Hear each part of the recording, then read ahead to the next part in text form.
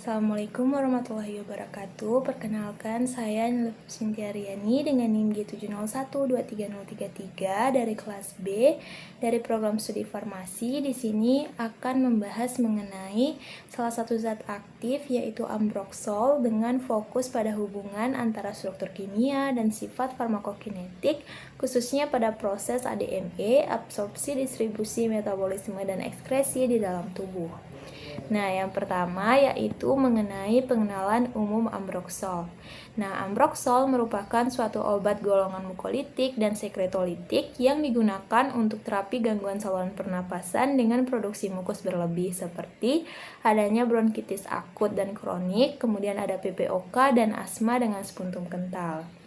Nah, secara kimia, ambroxol ini merupakan metabolit aktif dari bromheksin yang telah dimodifikasi secara struktural untuk meningkatkan aktivitas farmakologinya.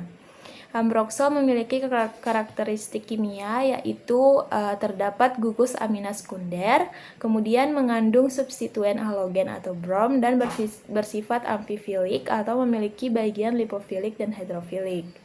Nah, karakter kimia ini sangat penting untuk menentukan mengenai kelarutan obat, permeabilitas membran, dan interaksi dengan reseptor biologis. Nah, selain sebagai mukolitik, ambroxol juga dapat meningkatkan produksi surfaktan paru dan memiliki efek antiinflamasi dan antioksidan ringan.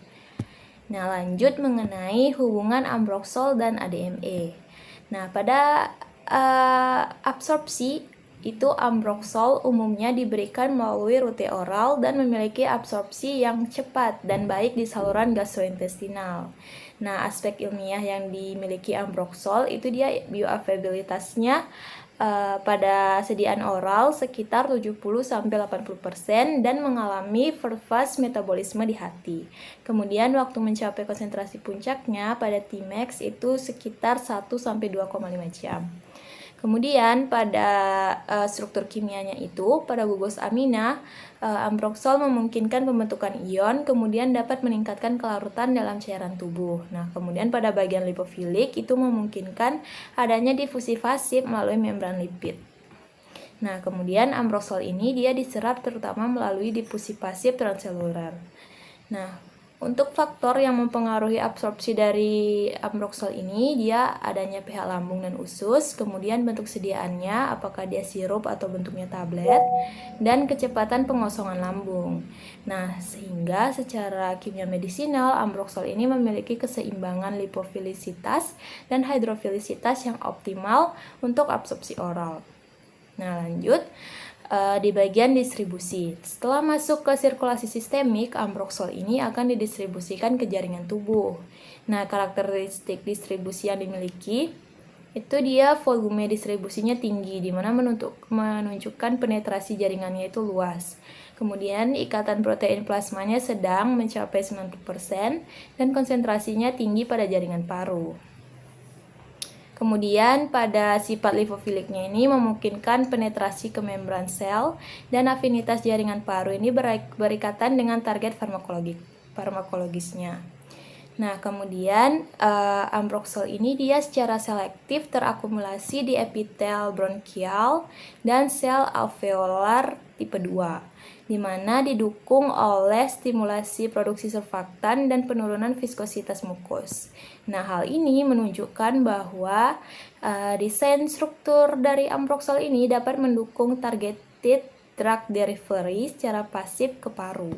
Nah, kemudian masuk di bagian metabolisme, di mana ambroxol ini dia di metabolisme secara ekstensif di hati melalui sistem enzim sitokrom 450 atau CYP450. Nah, terdapat reaksi metabolit utama yaitu oksidasi dan konjugasi di dalam glukuronidasi.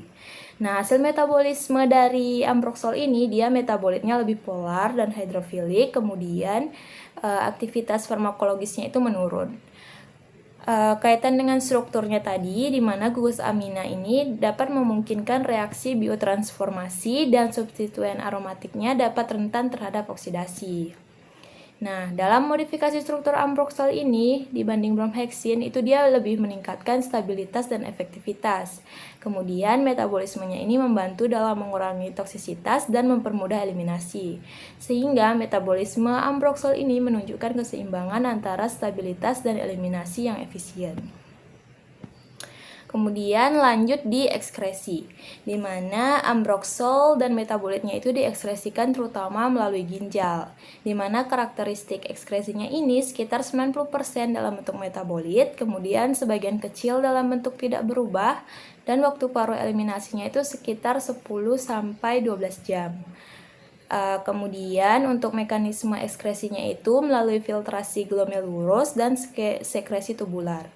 Nah, kemudian pada kaitannya dengan sifat kimia tadi, itu metabolit yang lebih polar, dia lebih mudah larut dalam urin dan ionisasinya dapat meningkatkan eliminasi ginjal.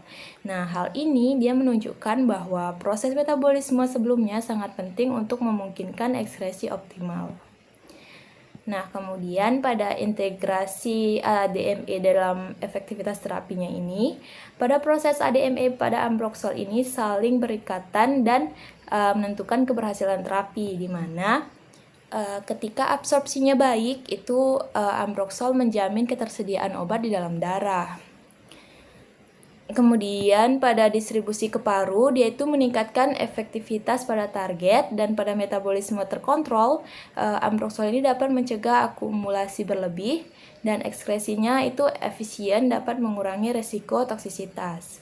Nah, jika terjadi gangguan, itu dia terjadi gangguan pada hati, di mana metabolismenya terganggu dan resiko akumulasi tinggi. Nah, pada ginjal itu ketika ekskresinya terganggu itu dapat terjadi peningkatan efek samping.